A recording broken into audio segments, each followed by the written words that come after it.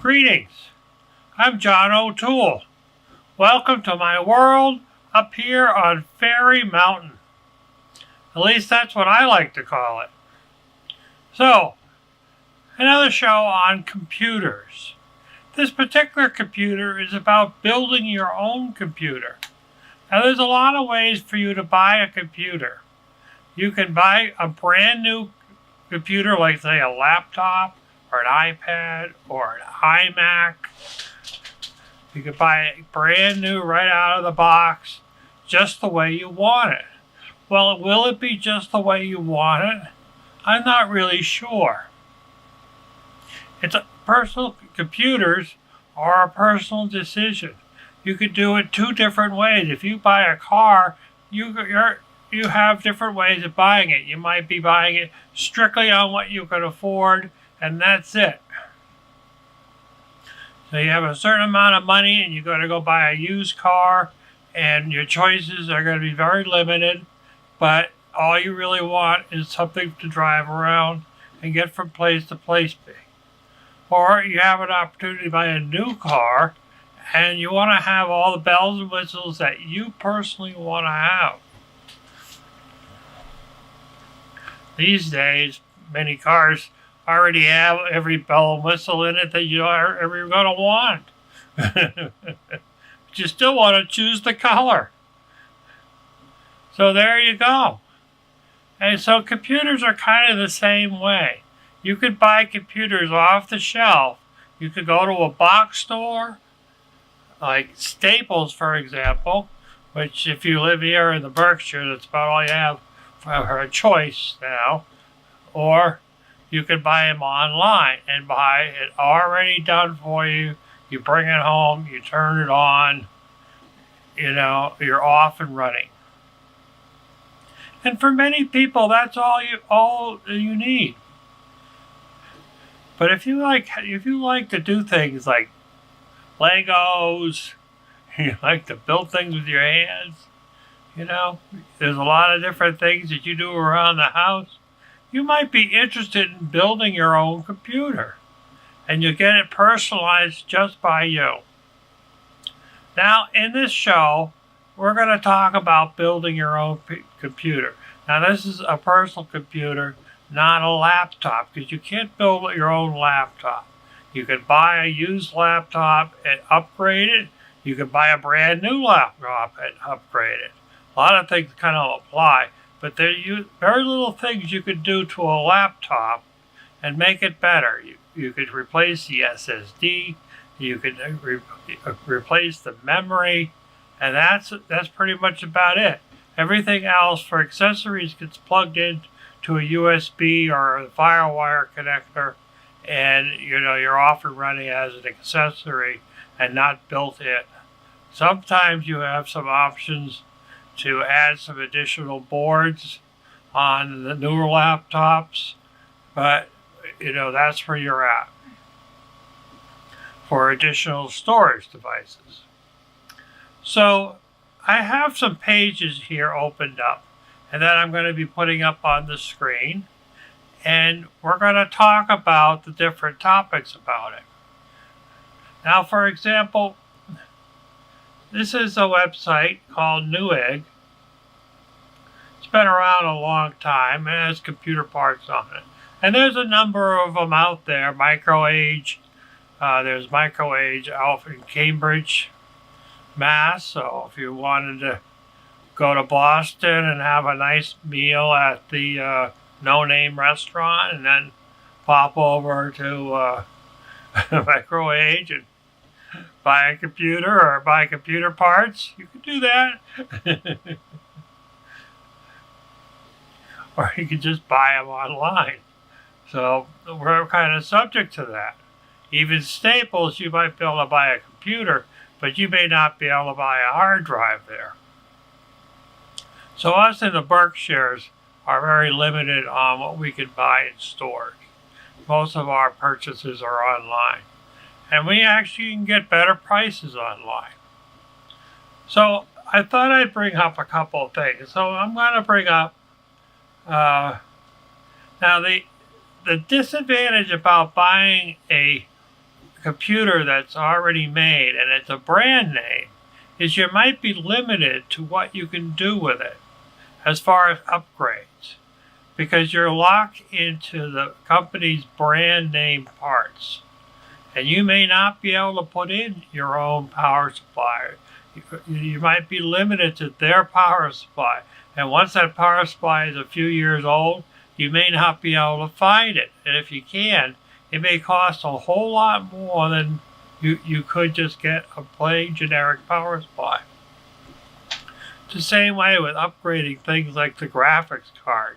Now, a graphics card is just what it is. It's the graphics production on the computer, but it's also used for like video editing. It's extra computing power for the video editor. So you get better graphics with a better card. So if you're watching video or you're playing games, then you want a good video card. So over here, we're going to look at one. There's a few here.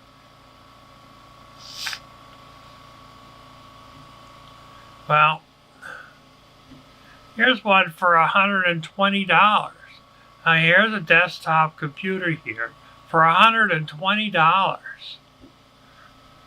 It has an i5 in it. And no, we don't want to do any opinions today. It's an i5 3470. This is a refurbished computer, and it comes with Windows 7. Now, you might be able to upgrade this to Windows 10 free of charge. It has 6 gigs of DDR3 and a 250 gig drive. But as you can see, it's a small case. So you might be limited on what you can do with it. So the motherboard may not be too easily upgradable to something that you'd want to have with a little more power to it. Down the road, you might buy this for $200, use it for a while, and then later discover that you're not getting a really good quality on your videos. If you're watching videos online, like from YouTube or Amazon Prime or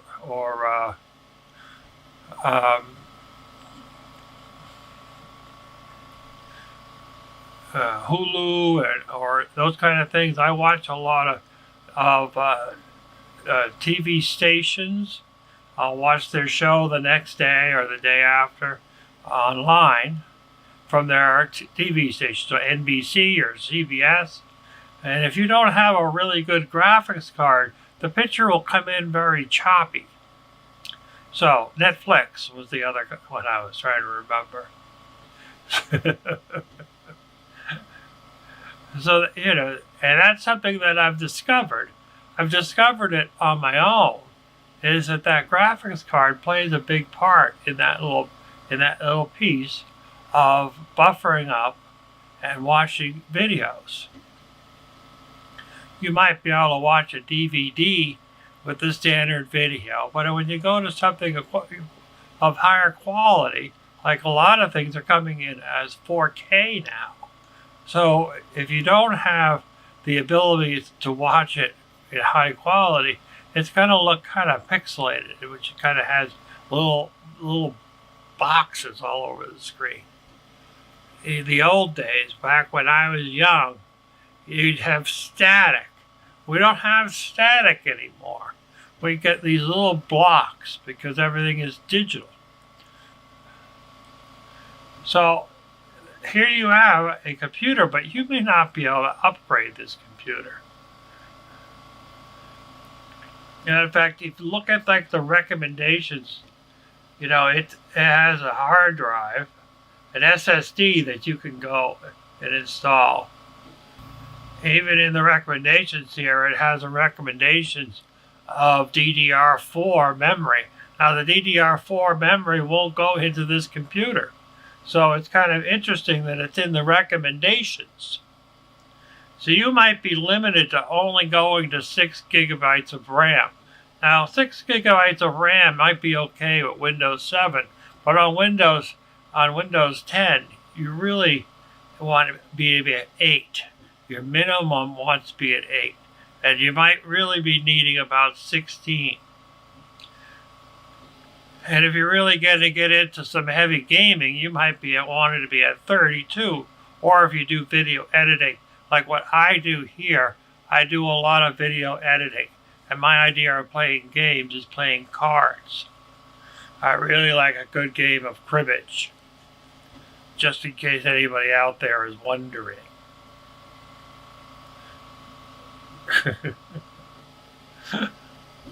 You run into me at Big Y, you know, hey, how about a nice game of cribbage? It's a little hard to play cribbage here at Big Y. Well, let's see what we can do. So, it's kind of an interesting thing. Now, the other thing is to remember is, and now take a look at this other one. This is an HP. You have a little bit more.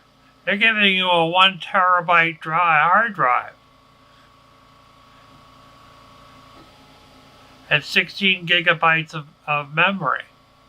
So with this computer here, for the price of $400, you're getting a refurbished computer running Windows 10 and a 1 terabyte hard drive. So you could upgrade this here to the hard drive to an SSD, and you're going to like triple your speed right then and there with the SSD. And a 1 terabyte drive, depending on which one you buy, is going to run you somewhere around $100 to $150. But you're still only at 8 gigs of RAM. So now you're going to want to upgrade that 8 gigs of RAM up to maybe something like 16. But then again, you're going to have to find out whether this board can be upgraded or not. There are a lot of boards out there that 16 is all it will grow. Many of them are 32, and you'll probably be safe. But you've got to find that out before you buy it. You don't want to get it home and then realize that you need a little more speed, and you're not going to be able to do it. So you have to kind of do a little bit of homework about it. Now this doesn't have a graphics card, so you're going to want to add in a graphics card. You're going to also want to make sure there's a slot for a graphics card. So you're going to have to call the customer service and ask them direct questions about what you can do with this PC. Now notice that it's actually a desktop computer. The screen is locking up on me. So this is being listed as a desktop computer. You'll want to look into this i5-8400 and find out just exactly what kind of CPU it is. Now over here, on the same website, on Newegg, we're looking at a gaming computer. Now the least expensive gaming computer here is for $1,000. And it looks like it's a full-size case, so you have some possibilities. You got an i7 8700. That's not such a bad deal. You have 8 gigabytes of RAM and 1 terabyte drive and 120 byte SSD. So it's giving you a terabyte drive for your data storage and 120 gigabyte drive for your boot drive for Windows to be on. Well, it's not actually a bad deal. So this really isn't all that bad of a deal, but what's nice here is you can upgrade it now before it leaves their location. So that way you're not buying parts twice.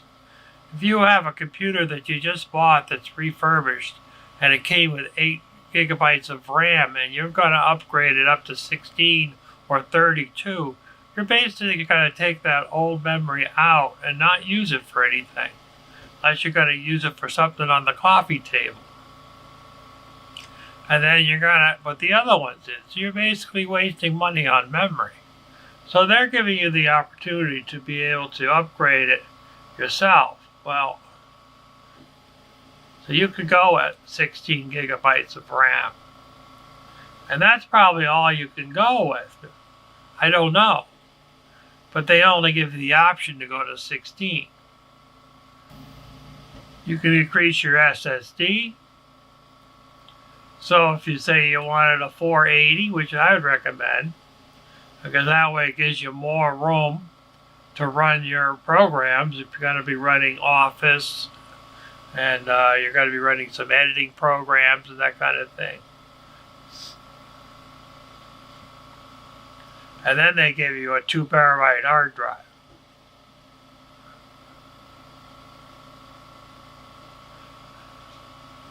See now, so those two changes that we did, by increasing the memory and increasing the SSD, we just added $700 onto the price. We didn't even touch the graphics card.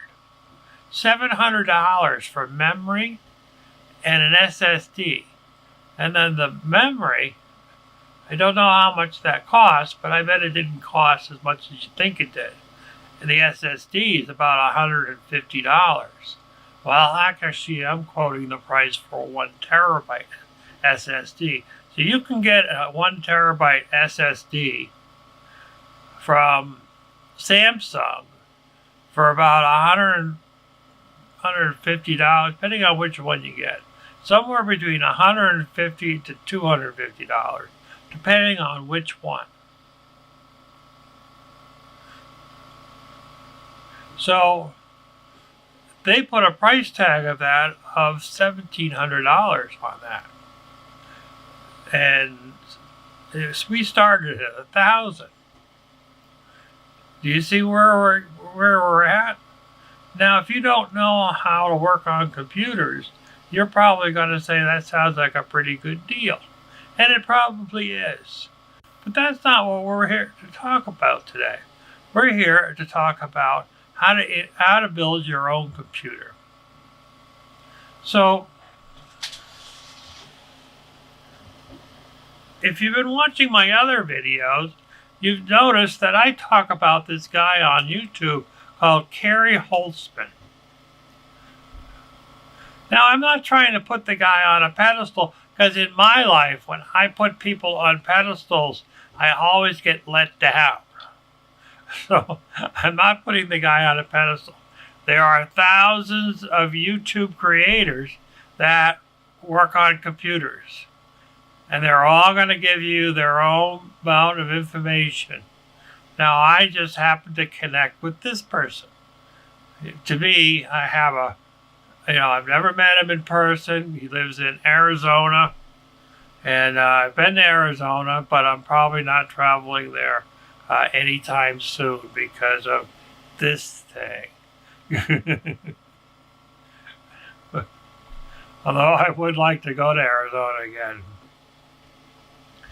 And so I feel like I have a certain spiritual connection. Most of you that know me on CTSB have seen my videos of the fairies speak, in which I have certain talents when it comes to connecting with the fairy world. So I feel like I have, a connection with this particular guy, and it's not. I tend to question everybody. So if he says, you should get this type of computer or this component, I'm still going to look into it and look around and learn about it. I'm not going to just jump on it right away. Because that's what I would tell you if I was giving you a reading. I would say question everything. But I happen to like this guy's channel. And this guy has a lot of videos on building computers. And often he'll build a computer right before your eyes on a live video. So there's no magic and smoke and mirrors, where a lot of people on YouTube will stop the camera and then start the camera. or something doesn't work. Like I have videos of doing microgreens, and if I have a fail of a crop, I usually videotape it. Some people never videotape their failures of growing greens, and that's a concern to me. It depends on what your intentions are, but if people think that you're a perfect gardener, none of us are perfect gardeners. I think a few nights ago he was doing work on a computer and he couldn't get it to work. He could have stopped, and did some smoke and mirrors and swapped out. He could have made it look like he knew everything was going rosy and cherry. But this is what real reality is. Sometimes when we try to fix something, we can't. Whether it's something going on in our lives, something going on in our kids' lives, our friends' lives, or a computer, or a radio, or our cars, or anything like that. Sometimes we just can't fix it with what we have available at the time. So, back to our story here. We're going to talk a little bit about building your own computer.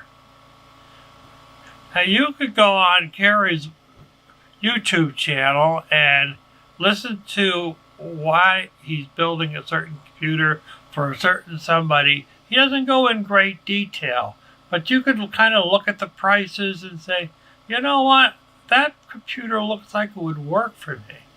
And then you could look at the components that are in the list. You can look in the details of the video, and many of the times you'll have a listing of what those parts are.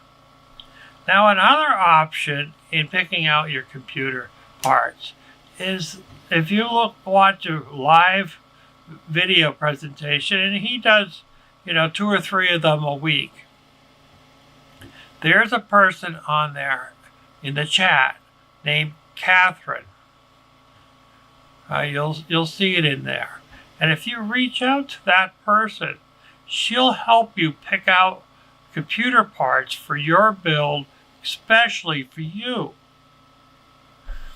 Now, she might use the same build for 100 other people, but she's listening to what your needs are and what your budgets are. And when you buy the components, you're not buying twice. Most computers, there are only about 7 parts to it. You have your case, you have your power supply, you have your motherboard, you have your CPU, you have your memory, and you might have a DVD drive. So that's where we're at. We're at 7. You might need a cooler for your CPU. Some CPUs come with a cooler on it, some don't. So now you're at 8 parts. And then there's some cables that you can use, and maybe a few other things. Like I need an SD card reader because I do videos. You can use a hub that you just plug into a USB port. I've had mixed issues with those. So, but you can go that way. You could just plug your camera directly into your computer, which is also the way that I've been doing it. I've been doing it because, sometimes that's the way I have to do it. So I just want to have options. So my suggestion to you is to reach out to this nice lady named Catherine. She actually lives in Colombia, the country of Colombia. But her passion, just like my passion, is to build things with my hands. Her passion is computer parts. Now I'm sure she has a lot of other talents, but she likes to match up computer parts to make a computer. And she does this for free. Be courteous to her, be nice to her, and she'll work with you, and she'll help you come up with a list. Easy. You can also send her some money on PayPal, which I will do when I'm through with my build. So let's get back to over here to some of the examples that I have shown over here. So here you are. You could buy this particular one online. Comes with Windows 10 Home Edition for $1,800, and you're set to go. In fact, it looks like they even send you a keyboard and a mouse, which is an accessory. It's actually not really a bad deal. It's a pretty good deal because Windows is going to cost you $100. So the case looks a little, fancy. There are these cases you can get now that have all these lights in it, and they all light up for you and makes it look all pretty. If that's what you want, you can have that. They have clear panels on the side and the memory. They have LEDs on the memory and on the fans inside, and the boards, and everything glows, and they call it RGB. It's if that's what you want, you can have it. There are computer cases that have a Coca-Cola design. Of course, they all cost a little more. I wouldn't cheap out on your computer case. You can go online, you can go on Amazon, type in computer case, and then have it do price low to high, and then you look for the thing that's the cheapest case and order it. And you're going to be unhappy with building in that case. You may not know the difference, but you might be unhappy with it because it'll be cheap and it'll be flimsy, and you might have to have a box of Band-Aids nearby because all the edges are sharp. And just saying, I personally like the Corsage, CORSAIR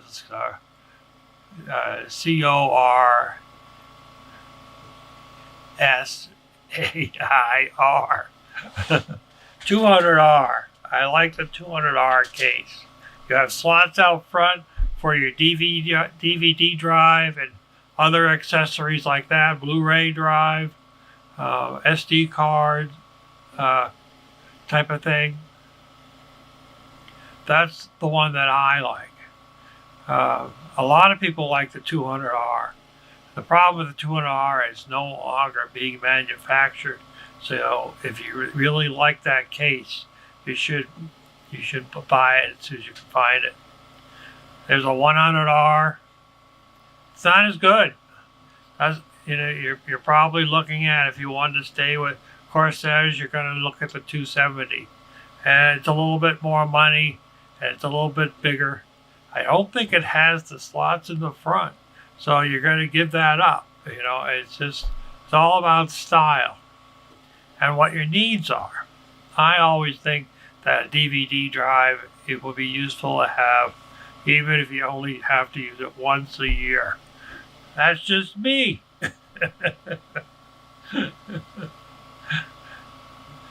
So there you go on that.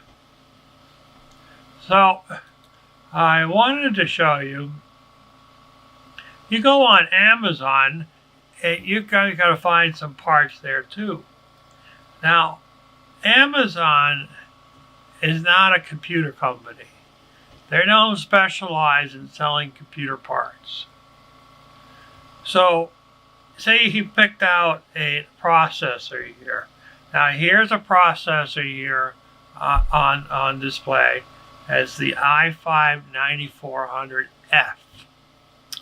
Now, what the F means is there's no video graphics built into the CPU. Now, the CPU is this little chip, and it's little. It's only like 2 inches square or so. And that's actually where all the brain power is to the computer. Everything else just works off of it. This goes into the motherboard, which interfaces to all your accessories and RAM and that kind of thing. Storage drives, power supply. So this particular one, it's only $159 or $160, but it doesn't have a graphics card.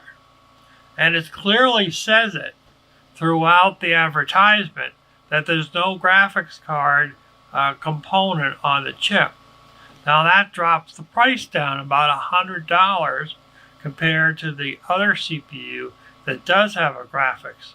So this means if you build a computer and you want to buy your graphics card later when you have the money to buy $300 or $400 for a graphics card, you can't use this chip initially because you're not going to be able to run graphics even on a lower quality.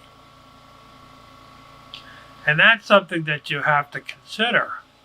On the other hand, if you're planning on buying a graphics card now during your build, you could save $100 from here and put that towards your graphics card. And it's going to be a win-win right there. Now, if you're trying to troubleshoot your computer and you don't have your graphics card in there, that could actually be a challenge in itself.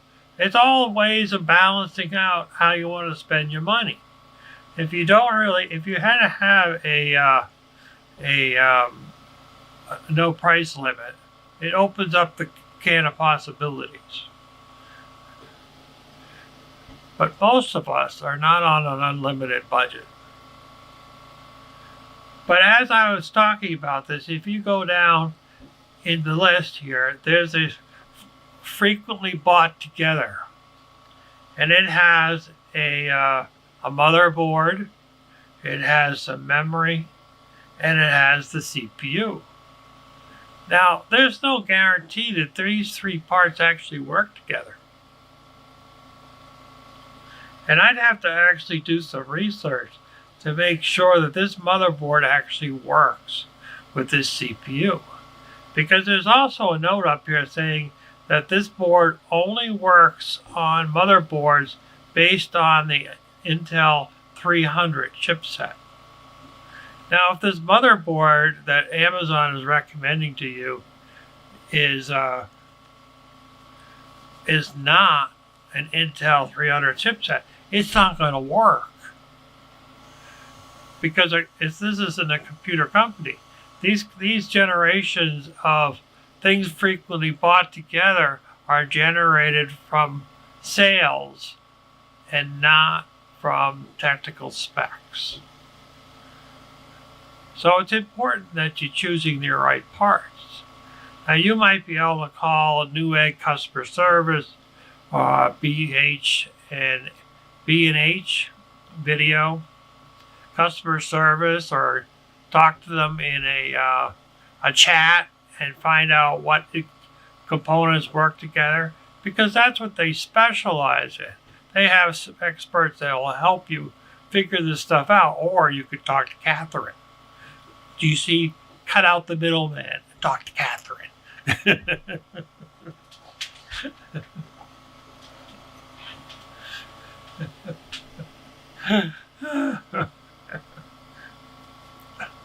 Now, I've talked to the technical specs people from B&H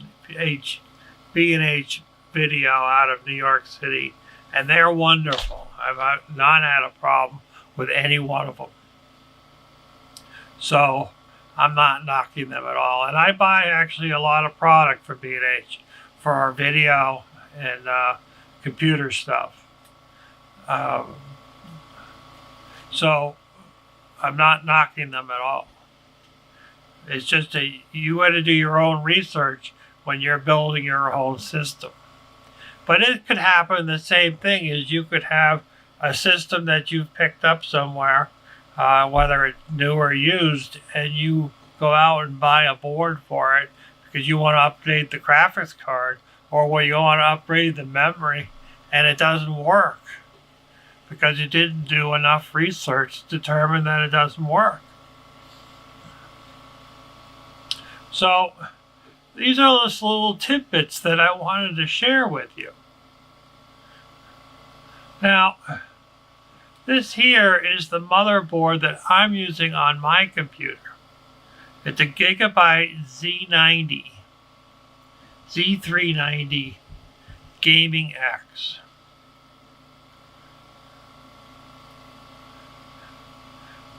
Now, what's kind of nice on the newer motherboards is that they have these slots on them called an M2 slot. And the M2 slot gives you this it gives you a stick of chewing gum size. The size of a stick of chewing gum, thereabouts. And then that's actually an SSD. It goes directly into the board and it'll work faster than the SSD that you have plugged into your hard drive slot. There are different ones, there are different costs. You know, there are fast ones, there are slow ones. But it's just something else you can do. It's really kind of cool. Now this board that I have picked out here has 2 of those slots on it. Some have 3. Some only have 1. It really has to do with what your needs are. The other thing I have on this board is it's a larger board so I can have extra slots. Down the road someday when I can take my cameras that I have and hook them up directly to my computer, I'll need extra slots on that board. I can cheap out now and get a smaller board just to get me up and going, and then down the road replace the motherboard with another board. I could do that. When you change your motherboard, you have to kind of play a dance with Microsoft in changing your switching over your license key, but it can be done. You don't have to buy new software to re-register with Microsoft with your Windows 10 license. It just has a little bit of a quirkiness to it. Not as simple as it seems, but you can do it.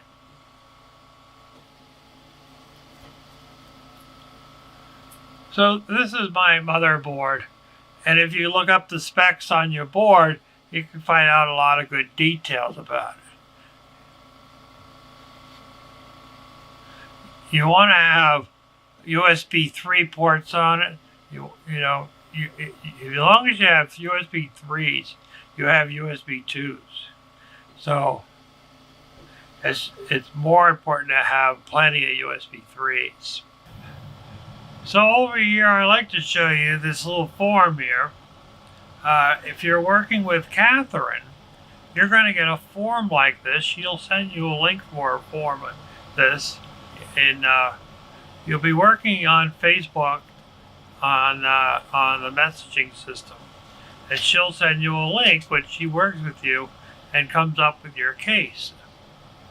But so here's an example of a sheet that they have out there, and it'll not only help you pick your parts and design your system, it may not always help you exactly. So that's why you gotta pay some attention and do some research. But once you have them picked, it'll help you look at prices every day. So you look for the best time to buy your product from the various different computer shops in the area. So first you choose your CPU, and say we go with this one here, the i5 9600. Now, depending on what you're going to build, has to do with what you're going to pick for your price and how much you're willing to spend. You can spend as much money as you want. So there we go. We'll just go through here. Okay, so we've done that. You want to pick a cooler. Now I recommend one that Carrie uses a lot. He just loves the cooler. In fact, I have the cooler, and you're going to be seeing it. Now this one's at $52. Now when I bought it, it was $44. It was on sale. Now the cool thing with this is they give you a screwdriver, number 2 Phillips screwdriver. And if you're into tools, you know how valuable that screwdriver is. Now the X is a full ATX board, like I was telling you, because I want to have extra room and slots. Now they do have a micro X board, which is smaller.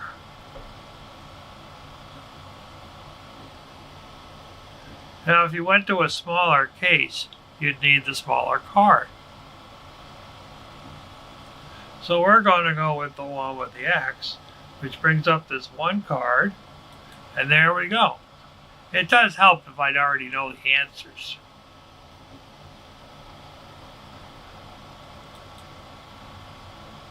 Now memory, I find memory kind of a challenge. There's been a number of times that I've ordered memory and it didn't work.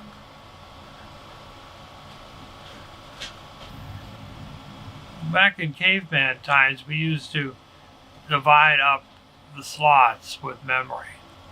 So if you're putting in 32, then you'd put in 4 8s. If you're putting in 16, then you'd put in 4 4s. If you're putting in 8, you're going to put in 4 2s. You follow? So, but now what you want to do is you really want to max out as much as you can into one slot. So, say your maximum memory in your board is going to be 64 gigabytes of RAM. The first slot you want to do is 16. And then if you want to max out, you may not want to max them out today, but you might max it out over time when you can afford more memory. So the first card would be 16. And now 16 is going to give you a fair amount of memory to run your computer on for the time being. Now often, if you order 2 modules, you're going to get a better deal than if you just ordered 1 module. So you might be better off putting in 32 initially in 2 cards, 16s. And then down the road, if you felt the need to add more memory, you could order 2 more of them. So if your maximum in your motherboard is 64, you're going to be looking for sticks of memory that have 16 gigabytes each. If your maximum is 32, then you're going to be looking for maximum of 32, 8.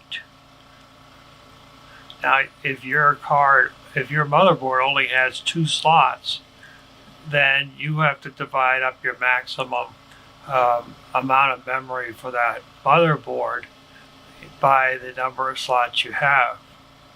If you only have 2 slots, chances are it only goes to 32. So, you could look at it that way. If you think that you're never going to go over a certain amount of memory, you can save money by only ordering the memory that you can afford. But if you have to upgrade down the road, like say one of my computers here, it actually has 16 gigabytes of RAM in it. I could go to 32.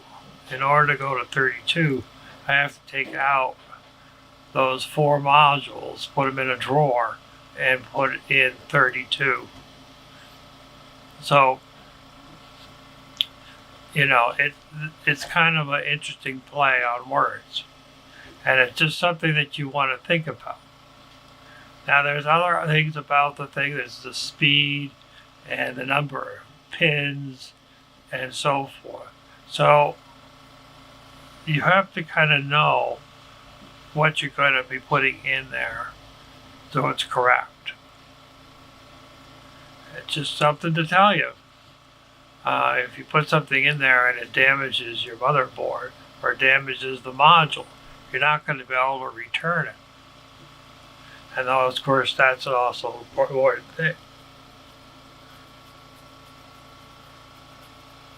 So to save time, I again am going to cheat and go with what we're using.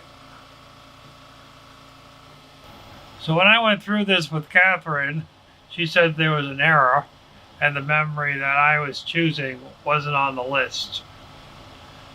But there are ones in here that are similar. So just for the kick of it all, we'll just pick one. Just so that it's on the list. So there we go. So we're making, and we're adding it up. Now right now we're at $600 for storage.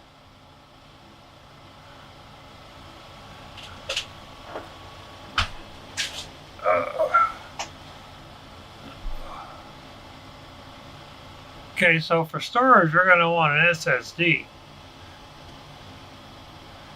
And now with the M2s, we're pretty much going to go with an M2 for our first one.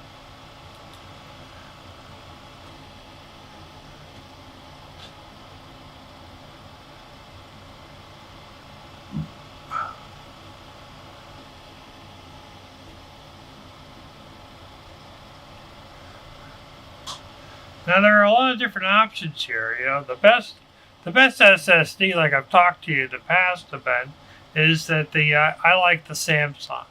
Now the Samsung is about $250 for an M2. But there's another one that is also pretty cool, and it is it's an Intel. Intel actually has a version of their SSD, and it's actually a really good deal. At least it's a good deal right now, and it's it's how it works.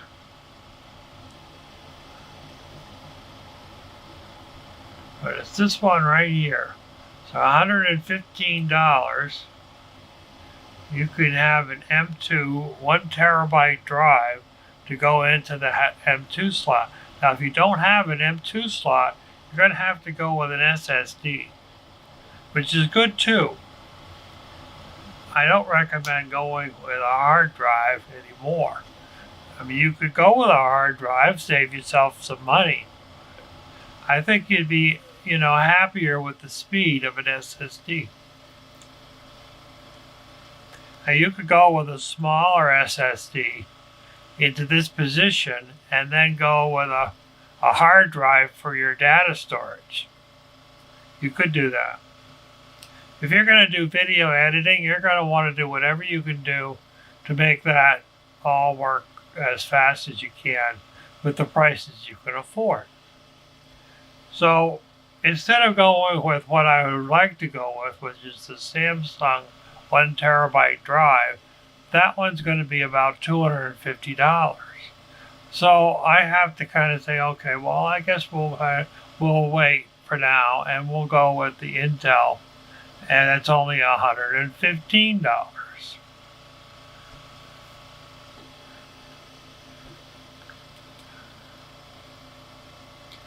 So now we move on to our video card. Now, I personally like the EVGA cards, but you can save some money going to many other cards too, and that have similar chipsets that are on the EVGA. It's all about personal preference. Do you remember I said personal? Your computer is a personal thing.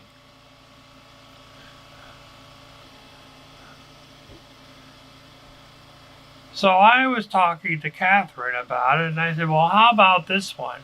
And she says, well, that's a nice choice, but how about this one? And then I try to justify my answer, and she kind of justifies her answer. So, you know, like I said, I like the Corsair's 200R. And you notice here, it's actually in the 1, 2, 3, 4, 5. It's in the 5th slot in the list. And I would imagine this goes by popularity. Look at the 187. You know, people have given it almost 5 stars. So like I said, there's all kinds of cases out there, and it has to do with your personal taste. Your personal taste. I just tell you, don't buy cheap. This isn't the place to go cheap. The Corsairs, they have thumb screws all throughout, and it's a lot easier. Everything snaps in as far as drives. I mean, it's a really nice case. I looked at cases for the longest time, trying to decide whether I should go with an old case or a new case. And I've just repurposed the old cases. One case I turned into a UPS to hold a very big battery, and the other one actually I haven't used yet, but it's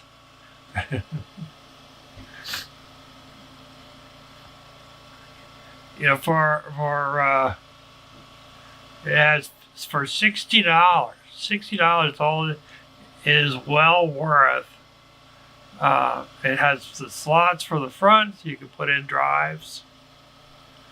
So we're going to add the 200R into our build. So here we are. We're down to power supply.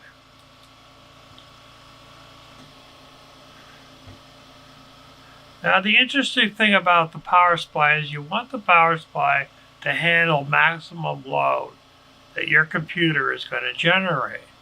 You don't want your power supply to overheat. So, and the gold that you see in there has to do with the power efficiency. Now the one that I chose was, I believe, this one, the Seasonic Focus Plus. EVGA is also a really good power supply. In fact, all of these brands are all really good brands.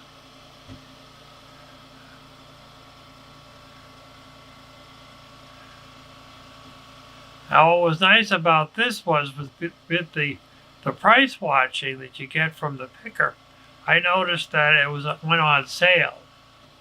So it actually knocked off $35 off the price with a coupon. It was on sale, and then there was a $25 rebate.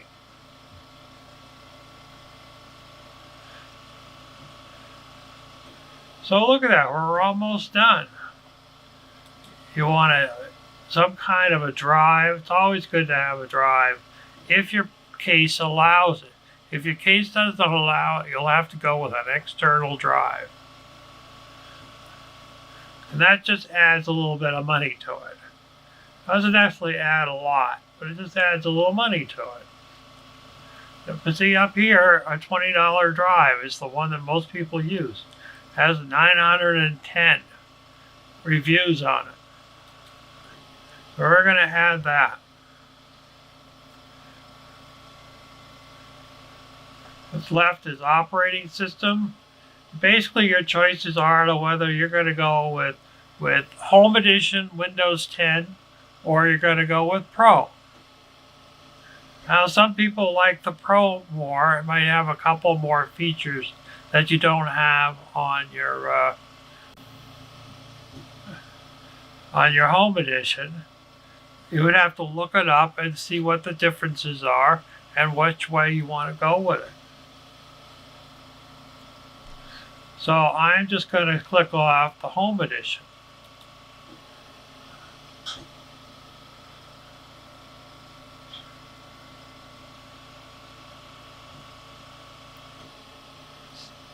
there you are. You're going to need a keyboard and a mouse, and you're better off with it being a wired keyboard and mouse, just because you're not going to have to take out batteries.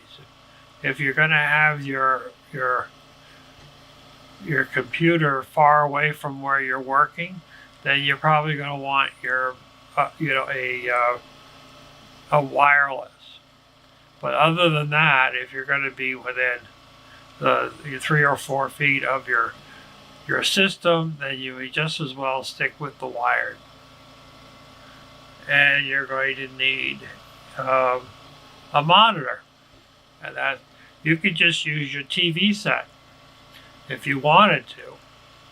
Most TV sets, you can use it as the HDMI input, or you could use the monitor. There's usually a VGA monitor plug on many of the TVs, so that's an option too. That's another personal preference about your computer. And that's it. So here we are. We're at 1324.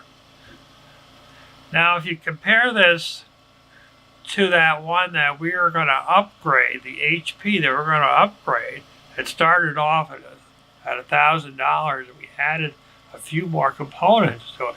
We added 2 components to it, right? We increased the memory, and we increased the drive. And just those 2 components added $700 to the price tag. Here we're only at $1,324, and you get a case that you really like to use. You'll be happy with this case if you can get one. So, regardless of what components that you choose, in the next few videos, I'm going to build a computer, and you're going to see how easy things go together.